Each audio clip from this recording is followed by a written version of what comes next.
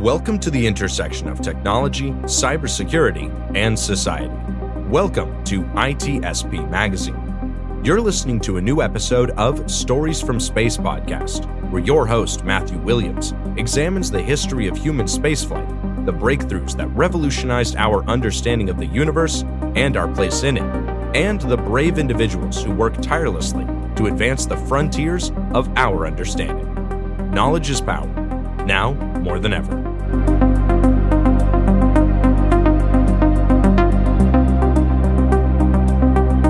Good afternoon and welcome back to Stories from Space. I'm your host, Matt Williams. Today I wanted to take you back to the Fermi paradox, which asks the question, if life is so common in the universe, how come we have yet to find any evidence of it? Why haven't we been visited by an extraterrestrial intelligence? In short, where are all the aliens?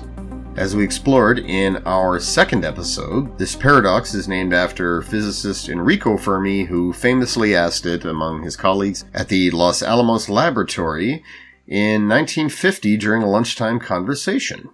And what I want to talk to you about over the next few weeks and possibly months is some of the proposed resolutions to this paradox. And today, we're going to be focusing on what's known as the Transcension Hypothesis, which just happens to be one of my all-time favorite resolutions. To pick up where we left off, we're talking about the Kardashev scale the last time and how Nikolai Kardashev created this three-class system for characterizing how developed, how advanced an extraterrestrial civilization could be. And class 1 being those who were planetary civilizations, class 2 who were stellar civilizations, and class 3 that were galactic civilizations. And the key there was about how much energy they could muster, how much they could harness, because in the paper where he proposed it, Nikolai Kardashev was talking about the types of frequencies, the types of transmissions, right? The power behind a civilization's communications. Obviously, the more developed they were, so the logic went, the more developed they were, the more energy they could harness over larger scales, and then use that to do everything up to and including transmitting information. So this had a massive effect, significance of that there. It was felt by astronomers, astrophysicists, and SETI researchers the world over. They thought, oh my, this is so interesting, we could start looking for possibilities right now. And, well, we have been ever since. But another major thing that came of this was that the Kardashev scale, it invited some speculation and revision, because there was no shortage of people who thought you could look at this in any number of other ways. One rather famous variation was from Carl Sagan himself. He said, instead of how much energy, why not talk about information mastery? Because Kardashev himself was saying, yeah, it's about transmission of information. So Sagan was saying, well, instead of focusing on the signal energy, how about the amount of information that is being generated and stored every single day? So yeah, the more advanced the species, the more information they'd have at their fingertips. And one look at the digital age and the digital revolution here on Earth can show exactly how bang on Carl Sagan was about that. Writing in his time, as he did, this was around the 70s, he was witnessing the early digital revolution. Well, today, that revolution is ongoing, and it's progressing in a way that is absolutely exponential. And then Robert Zubrin, the founder CEO of the Mars Society, big advocate for exploring Mars and a very famous science communicator, he talked about planetary mastery, right? If you are a Type 1 civilization in the scheme, you say, yeah, they have mastery over their planet, their home planet. So they're just getting started.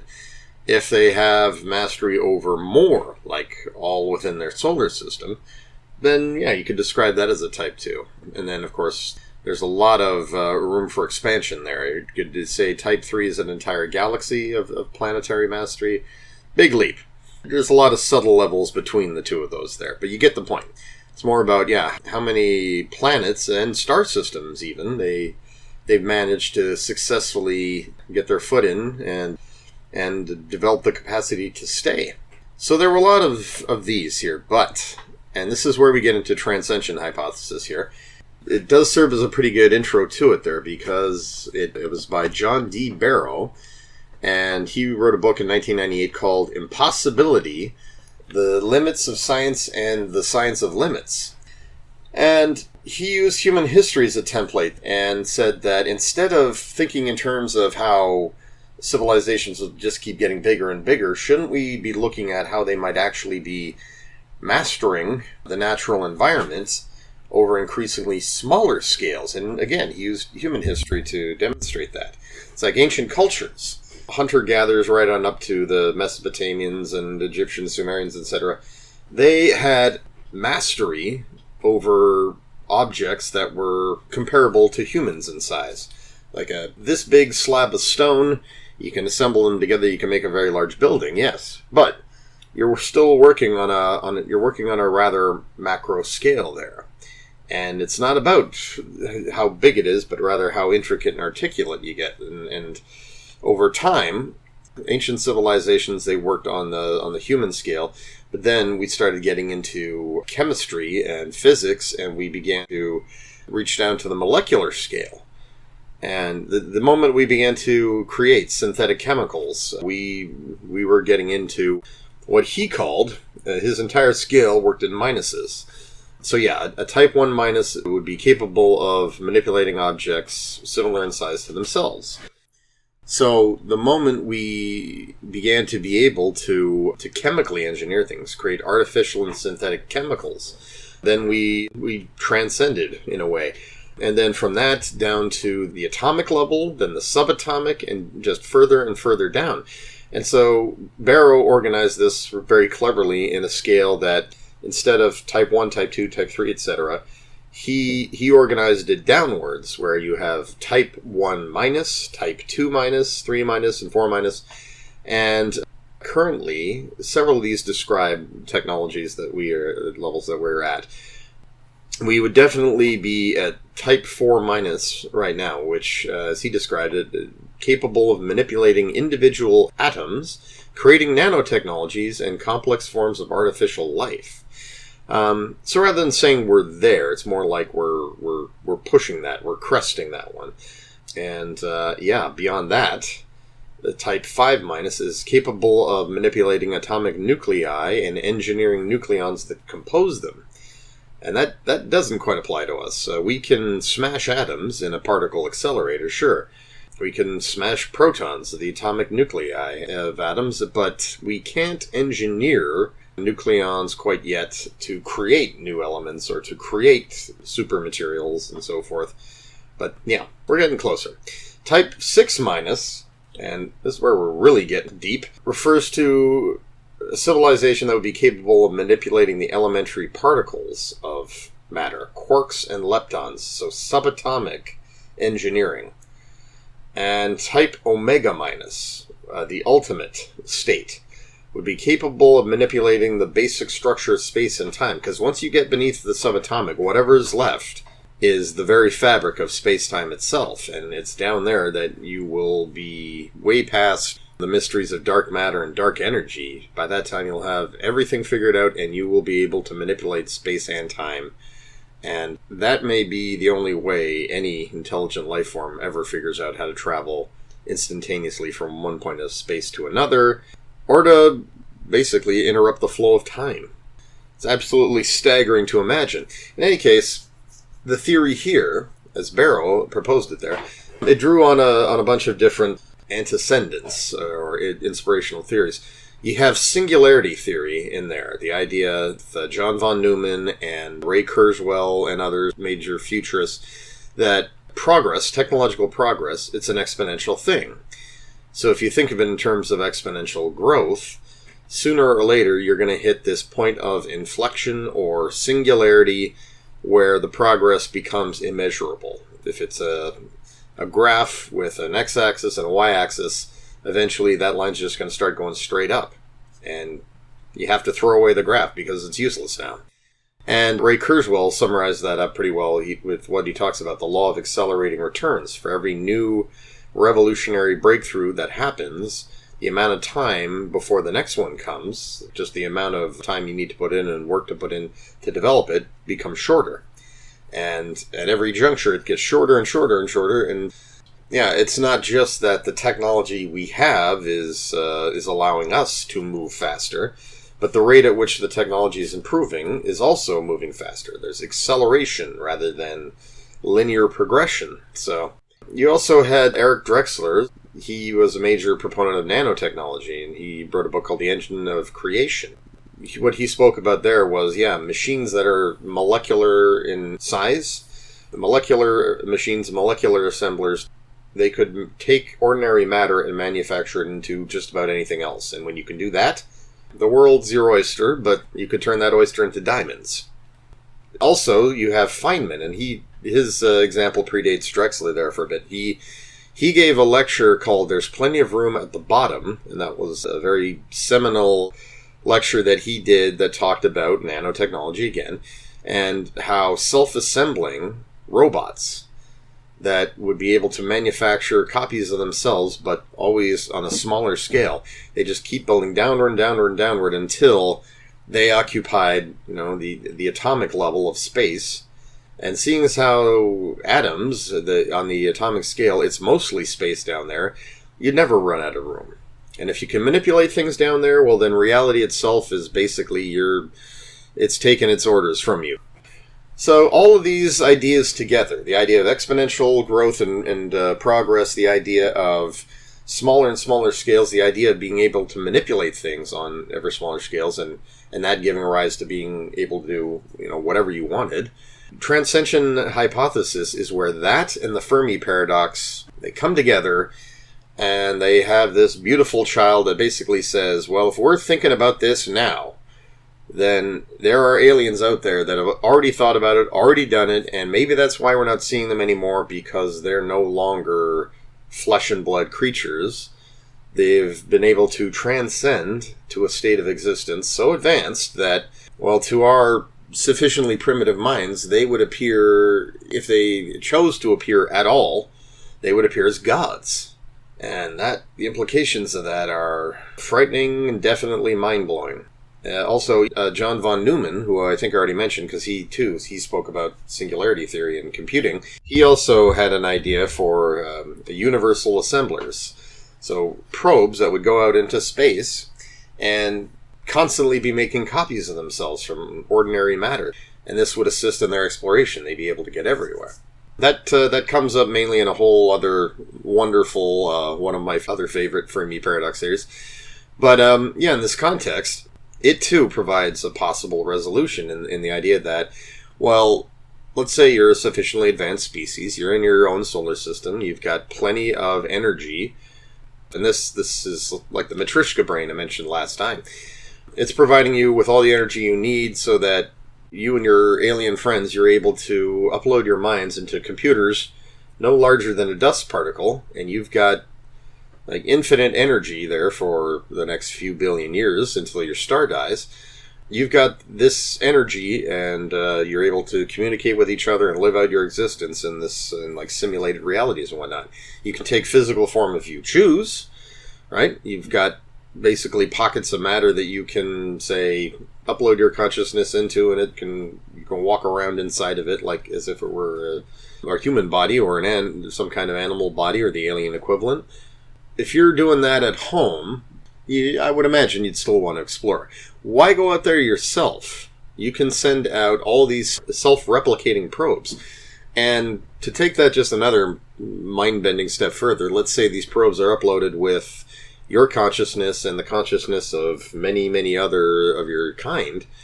They're going out there, they're replicating themselves, so you've got just so many versions of yourself seeing the universe and recording their observations and living out a simulated existence that lets them see the real world, though.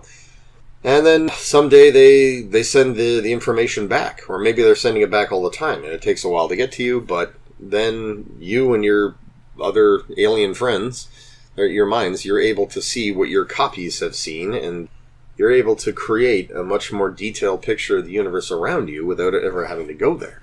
Now, you might think that sounds lazy and boring and so forth, but yeah, that's probably the principal criticism against any kind of species becoming singularitarians and transcending.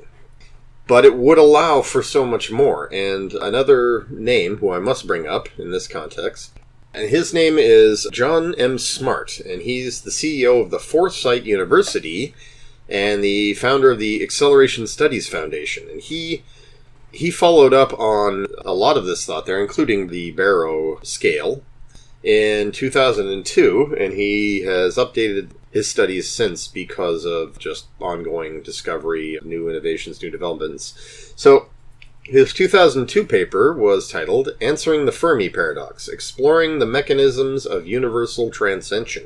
And he argued exactly what a lot of the same threads of thought just said there. A lot of these come from him. It's that aliens are not noticeable to us because they've transcended.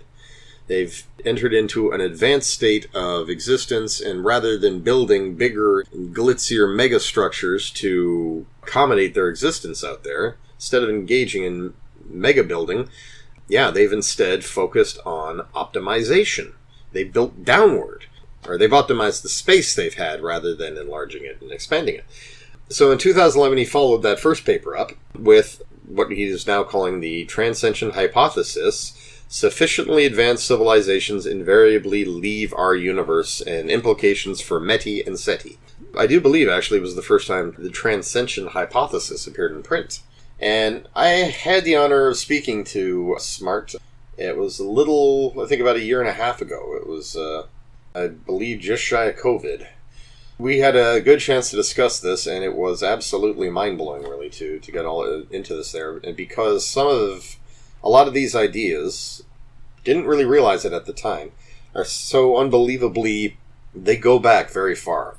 And you will find plenty of examples in the realm of science fiction, ideas that touch on that, but at the same time, it goes far beyond that.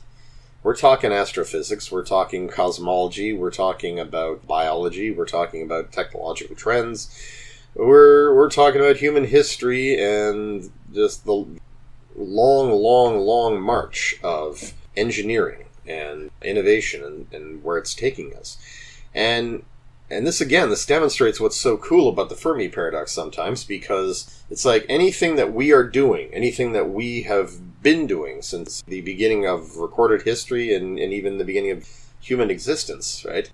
These are habits, they're activities, they're functions of intelligence. So we have to wonder, if we're not alone in the universe, if it is ubiquitous, intelligence is ubiquitous, if life itself is out there in many forms, and intelligence is out there in many forms, we have to assume other people have been doing something like this too.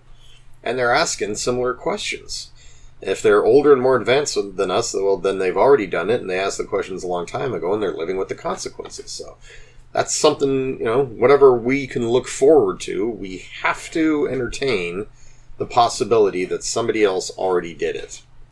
As I said, it's a time-honored idea, and it goes back very far. In fact, probably the earliest recorded example of it was one of the undisputed fathers of astronautic theory and aerospace and rocketry, Konstantin Tsiolkovsky. And he was born late 19th century. He did most of his most productive thinking there in the early mid-20th century. He would go on he was basically the fountainhead from which the Russian and Soviet rocketry sprang. And he's one of 4 individuals in the world who is acknowledged as being responsible for the space age. And anyway, as a committed cosmologist, he often diverged from pure science to get into philosophy in a big way.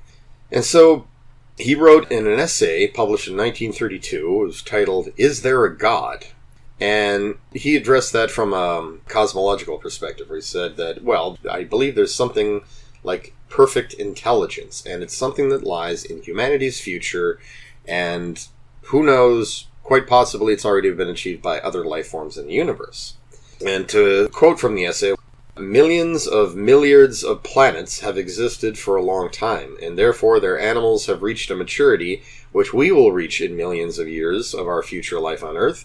This maturity is manifest by perfect intelligence, by deep understanding of nature, and by technical power which makes other heavenly bodies accessible to the inhabitants of the cosmos. So, In 1932, this was just shy of the space age there by about 25 years. But yes, Tsiolkovsky was predicting that humanity's future would lay in space, and he is also the one who was credited with saying that Earth is the cradle of mankind, but one cannot remain in the cradle forever. Could have been nest, but I think it was cradle. And a year later, in 1933, he wrote, "The planets are occupied by living beings," and he addressed Fermi's question 20 years before Fermi had actually asked it. Now, he posed questions to himself in this essay in the form of a dialogue, and in this particular part of the dialogue, he asked himself, if there are beings of perfect intelligence out there in the universe, or just more advanced than us and capable of visiting us, why haven't they done it already? So he said to that, "Perhaps they will visit us, but time has not come yet for this. Aboriginal Australians and Native Americans of past centuries saw Europeans visit them, but many millennium passed before they arrived. Similarly, we'll see such a visit in some time. The powerful inhabitants of other planets, perhaps, have been visiting one another for a long time." Referring to what he had to say about the Aboriginal Australians and Native Americans, not sure what he meant by many millenniums, but yeah, I think he's referring to how, well, in North America, it was visited by the Vikings long before Columbus and any of the other conquistador expeditions began to go. And this is in fact true. Before official contact had been made between many parts of the world, the evidence exists that, vessels, trading ships, or just caravans, what have you, they passed that way at a previous time, but nobody stopped and said hello and started exchanging information. He also ventured that maybe it's already happened and we just didn't know, which is another possibility you really have to take seriously.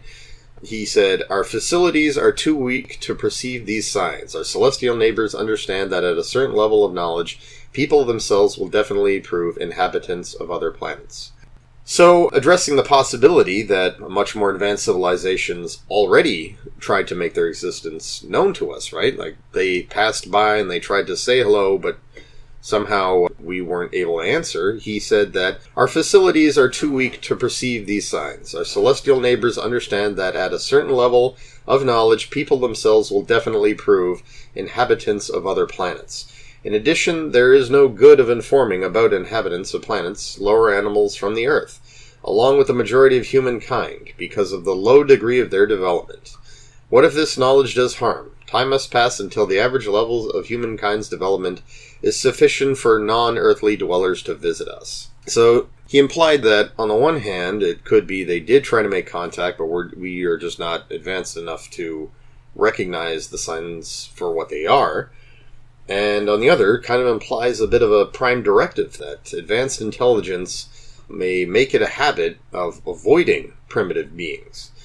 Or quite possibly, maybe you don't even have to make a habit out of avoiding them, because any attempt to contact them using your advanced methods will go unnoticed.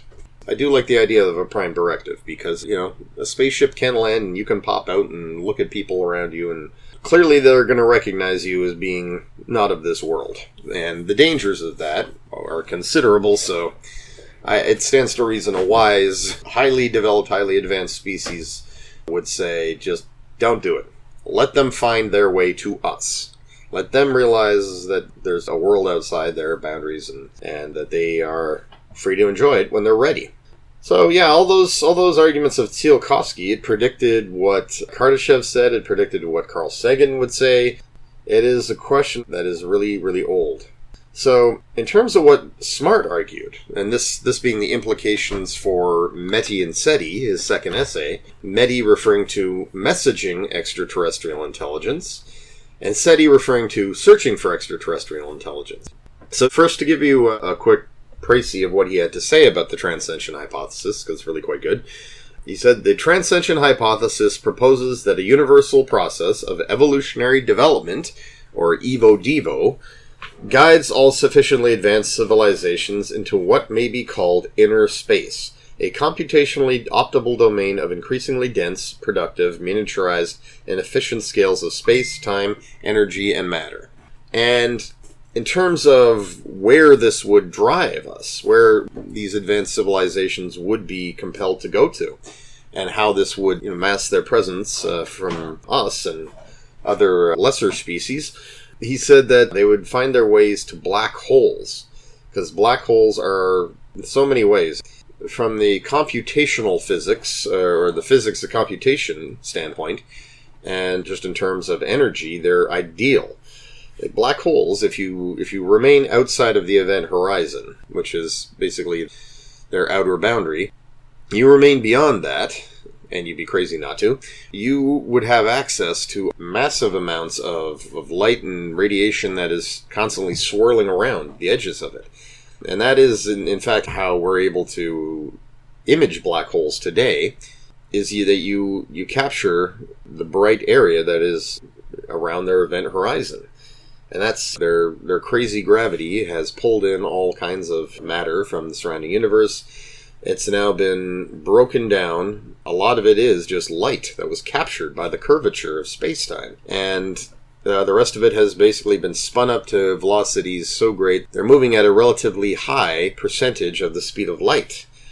So if you're camped out just beyond that in some kind of Dyson sphere that can enclose the central black hole, you can pick up all that energy, and you can soak up all the radiation, especially those powerful jets the larger supermassive black holes are known to spew out. And if you can harness that, you've got energy forever. And that, too, could be able to power a massive computerized brain that surrounds that there. It's like you, as the species lives inside the computer itself, and it's being powered by the black hole. And that idea had been proposed already by Roger Penrose of Oxford. And recent research that's looked at black holes confirms that those immensely powerful vortexes of light and energy around them could just provide inexhaustible energy. Other things that Smart figured was, well, if you can camp out around a black hole, you can also peer into them from a safe distance. But it may be able to give you the ability to peer into other universes. And part of that is an astronomy tool, because black holes are such unbelievably powerful gravitational objects. They act as gravitational lenses, right? They can amplify light coming from very distant objects. They can bend the path of light so that you can see things you don't have a line of sight on. And if you did have the ability to manipulate space and time, if you were that advanced, you might even be able to pierce the veil of a black hole, go inside, and not be completely and utterly destroyed by it. And if you could do that, if you could see what actually transpires beneath the veil of an event horizon, you could see through space and time and possibly travel through wormholes.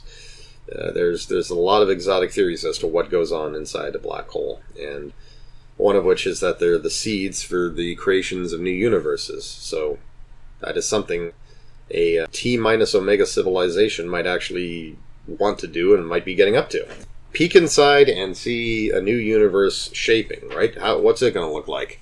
Is it any better than the last one? Who knows? To finish on that there are other versions of this, some of which I really want to explore in fiction, and in fact I intend to. It's like if a super advanced species was in fact camped out around a black hole, well, they would most likely be able to move stars and put them in orbit of a black hole. So now you have a black hole system in which on one single orbital plane, at a sufficient distance from the black hole, you can position stars and their systems of planets, and they're just dancing around this black hole there, and there's enough room in all those systems there for trillions of life forms. And yeah, they could be you, or maybe you're keeping others around you as proteges, protectorates, pets, who knows. And yet more Fermi theories coming out there, but yeah, that idea alone I thought was always very, very interesting. We are a super advanced species, and we're hanging out around a black hole, and we're watching the universe and we're watching the universe sort of fly by, and because otherwise it could get lonely. Well, One thing that Smart did say is that he wanted to, when he wrote this, he wanted to deter people from thinking that what he was arguing was that we're destined for, or that any intelligent life is destined for godlike status and whatever, and complexity. And Tsiolkovsky was alluding to that. So it was Arthur C. Clarke who said that any sufficiently advanced technology is indistinguishable from magic. And, well, heard that one a long time ago, and it's one of those sayings that's really stuck around because, of course, it is quite brilliant, quite insightful, but it got me thinking as well. And it was around the same time that I began studying different Fermi hypotheses, and the idea of transcension was there, and it was one of them. And I thought, well, taking that logic a step further, any sufficiently advanced civilization would be indistinguishable from gods. At least from our perspective there, and that is what Clarke was referring to. Anything that is advanced enough, if you show it to someone who has no understanding of it, right? If you showed a hunter-gatherer a magnet, or a compass, or a gun, or just a handheld telescope, right? They would definitely think that, yeah, there was something magical, something occultist going on there. I mean, hell, if you went to medieval Europe and showed them a basic invention today, they'd call you a witch and burn you. They did do that with inventions of their day, so yes, in fact, if a civilization was advanced enough and they had access to technology that could allow them to do such tremendous things as move stars, camp out around galaxies, camp out around black holes, master time and space itself, then yes, one would absolutely think that they were godlike. And in fact, they themselves may certainly come to that conclusion as well, and that too is something I want to write about. Yeah, to paraphrase what Frank Herbert said, there exists no natural boundary between men and gods. One blends indistinguishably into the other. It's like, yes, humans and gods, I would say. Let's update that. So, having said all that, I want to finish with a quote by Arthur C. Clarke, and it's known as Clarke's third law. And he said that any sufficiently advanced technology is indistinguishable from magic.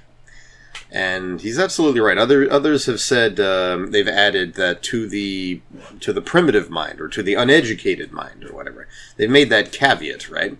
It's like, yes, if the technology is so far advanced beyond you, and you don't recognize it for what it is, then if it were suddenly demonstrated to you, you would feel like you were in the presence of something magical. And I always loved this quote, but it got me thinking, in the context of transcension and super advanced life. It's like, if sufficiently advanced technology is indistinguishable from magic, then any sufficiently advanced civilization would be indistinguishable from gods. And this is, of course, semantics and definitions and all about perception, but it's absolutely true. And Carl Sagan himself even said that scientists should take seriously the idea that aliens have visited us in the past, and that we remember.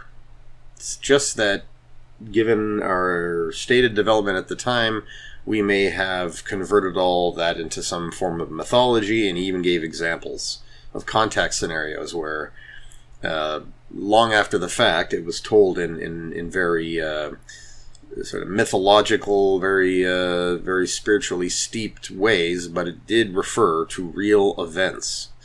So what if? And just to be clear, I do not, nor will I ever, condone or endorse the ideas put forth by the ancient aliens, ancient astronauts theory crowd. That is blatant pseudoscience and pseudo-archaeology at its worst, so yes, do not believe them, ever. It's absolute loads of crap. But, yeah, having said that, you have to admit it is within the realm of possibility that human beings have met extraterrestrial intelligence before, and the account of that has been kept somewhere in the form of an oral tradition, or perhaps what was perceived to have been a god, or gods. You can't rule out that possibility. Of course, that's what makes the ancient astronauts theory suck. It can't be proven either way. Ergo, nobody can make claims of that having happened, or can they even begin to claim that they've proven it? So, in point of fact, while the ancient aliens, ancient astronaut theory is complete bunk and pseudoscience and clearly wishful thinking, I will say that, much like Carl Sagan said, you can't rule out the possibility that contact has already happened and that maybe we kept a record of it in the form of a myth or a cultural narrative, an oral tale of some kind. Or possibly even a written one. It's just that, those who experienced the contact event, they didn't realize what was happening there. So they naturally saw it in terms of something supernatural. Well, that was deep.